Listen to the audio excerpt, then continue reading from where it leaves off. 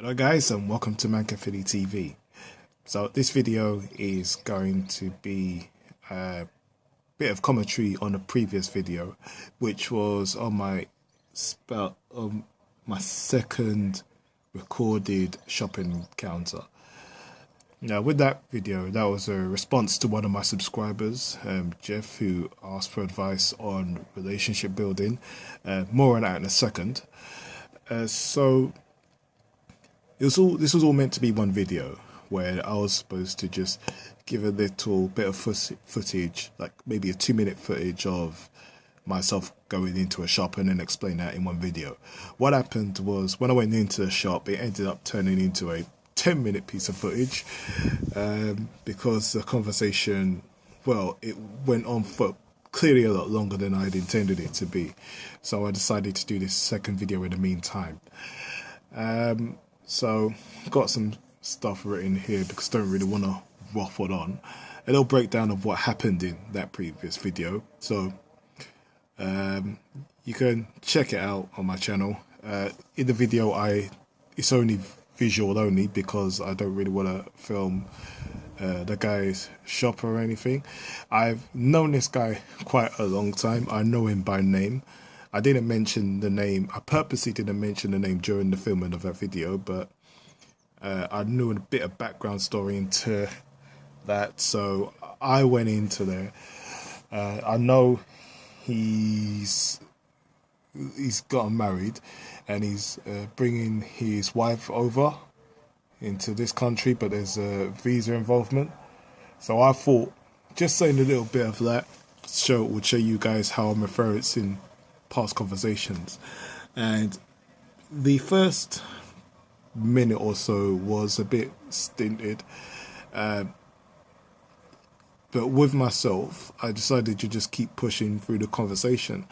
I don't know how then, but the conversation sort of got on to, well, naturally talking about his wife. It got on to immigration, and then it got on to accents, about British colonial empire, about the fact that about languages spoken in the Caribbean, and he ended up asking me more stuff than anything because I was quite knowledgeable of that, and he seemed to take an actual interest in that.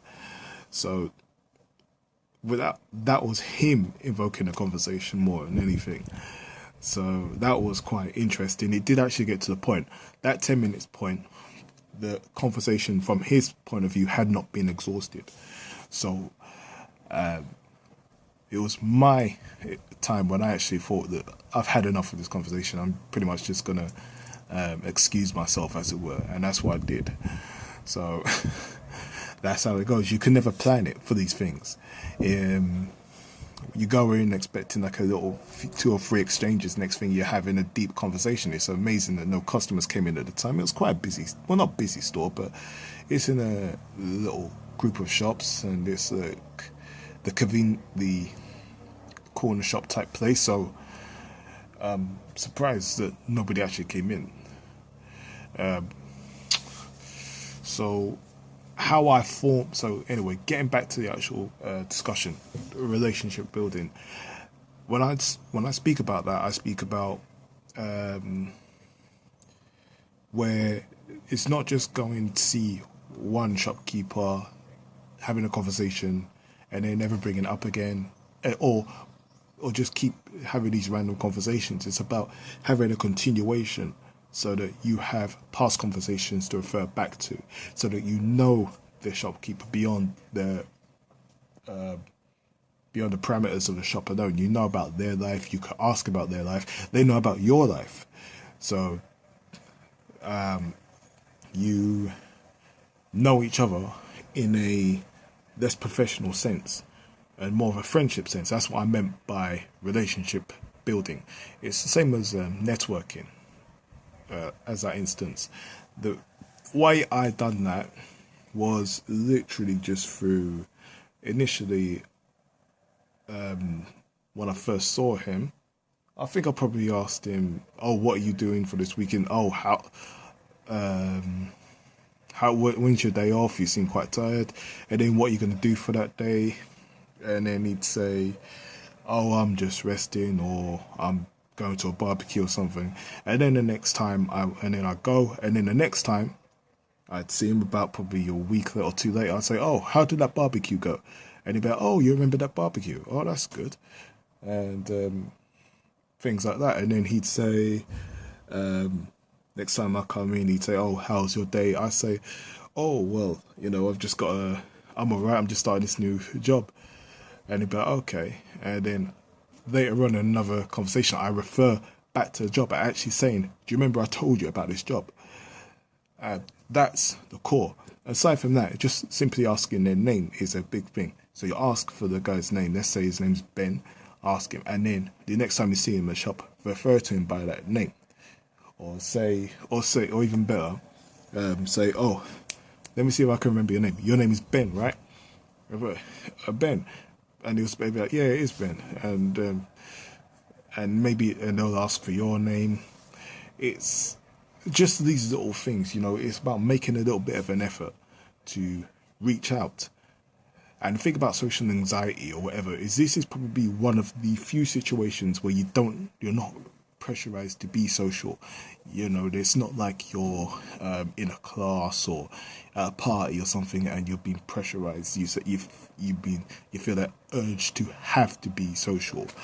This is something where 99% of the people will not be social, and to be social is being seen as kind of weird. So this is something where you push yourself to make somebody else happy, because that person's seeing like 100 people just ignoring them all the time. Somebody reaching out, somebody taking an interest in their life is going to stick out, as you saw in the actual video. I educated him on the Caribbean, on the subject of the Caribbean. That will make me stick out for the whole day, if not for the whole week. You'll remember me, and we'll just continue talking. So that is a small snippet of how you do relationship building. Now, in regards to Jeff, he did watch the video and he thanks me for it. What he said though was relationship building more in the sense of, I think he has a bit of an interest in somebody, in a shopkeeper, would like to take it to a romantic level, and I think that's what he was advising me on, or asking me about, rather. So the reason why this is slightly more difficult to say is because, for me, if you're going to anybody in a romantic setting, it's just an extra step. The difference between a conversation and dating is you ask that person. It's literally making the move on that person where you ask them out. You either ask them if they want to go somewhere sometime, or you ask them for their number.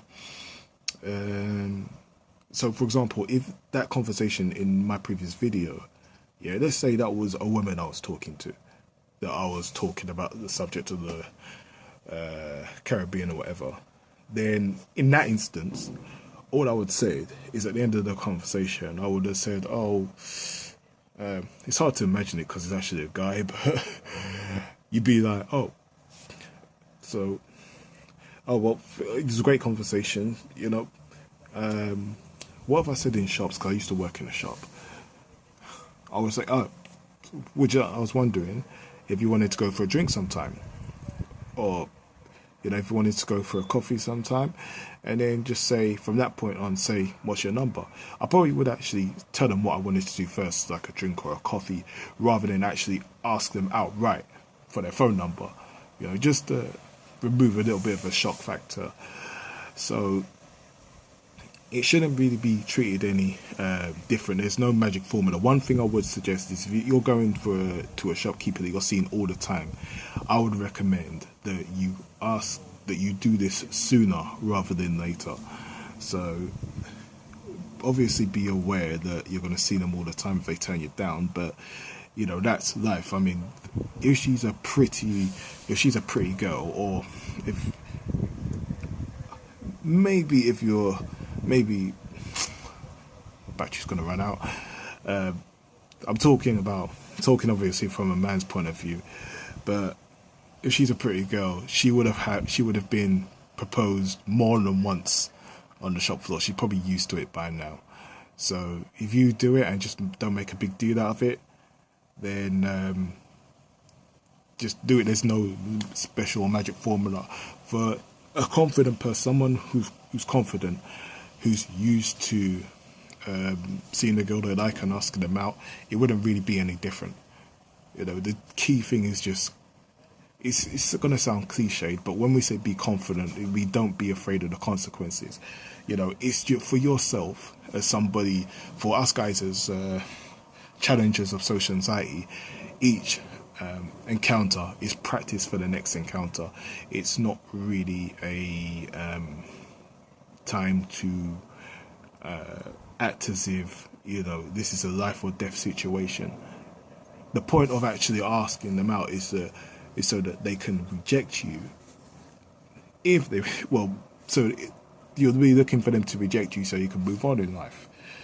So yeah, that's definitely that. If you wanted to look at taking anybody to a more romantic level, it's something that plays on your mind. And if it plays on your mind, it's a distraction. Your objective is to remove that distraction. And you remove the distraction by heading straight to the source. Once you've asked them out and they've rejected you, yeah, it stings the ego a bit, but then you move on. I can say that more than anybody. So yeah, I definitely recommend doing that, Jeff. And I hope that helped you out. Back to the general advice about just building connections with shopkeepers. If you're going to do this, I would recommend you could try it out once or twice to practice, but if you actually want it to have a lasting effect on your social anxiety, you have to have a plan, a long-term plan of doing it on a weekly basis for a set period of time and analysing the results. This is stuff that I've been doing since probably, maybe since 2004, 5, 6. We're talking like a decade ago. So if you need any help with that, let me know. Give me a comment, and I will talk with you one-on-one basis, and see if we can set you up with some sort of plan which you can follow, and of course, at the end of that plan, measure and see what the results are. But until then, thank you for watching this far. Hope you've found this useful. And even if you're not doing a plan, just try to make somebody laugh. Try to make a shopkeeper laugh. Compliment the shopkeeper's shirt or perfume. That's a good one. Just trying to make someone smile. We're so used to what we think inwards that we don't realize the power of what we can do to empower other people. So yeah, realize that you have the power to make people feel good about themselves and use it and contribute. So give it a go and see how it goes. Thank you very much for watching. I will see you soon because there's quite a few developments in my channel that I want to say.